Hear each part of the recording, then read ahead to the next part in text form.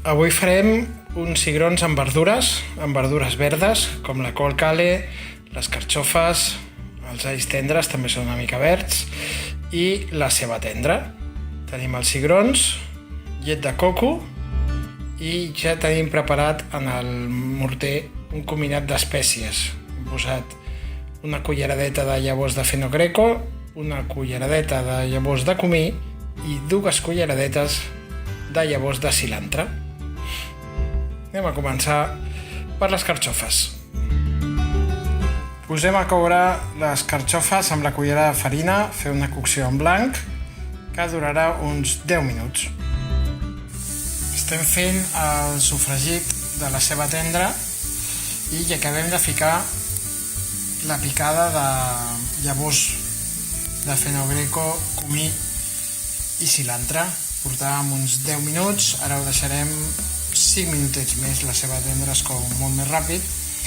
I aquí estem sofregint uns alls per saltejar-hi la col cale. Retirem els alls i saltegem la col cale durant uns 5 minuts aproximadament. Bé, ja tenim la ceba com volíem. Ara hem afegit una culleradeta de curri, una mica picant. Moment de saltejar els cigrons perquè s'impregnin bé del sofregit de ceba i espècies i ens quedin fins i tot una mica torradets. Ja he tirat la llet de coco, ho deixo un parell de minuts i ara hi afegiré les verdures.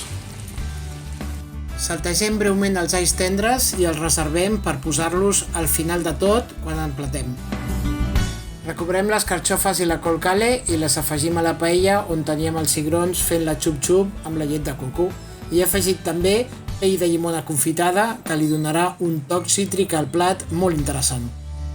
I tenim els cigrons amb verdures emplatats amb el saltejat d'alls tendres per sobre com a toc final.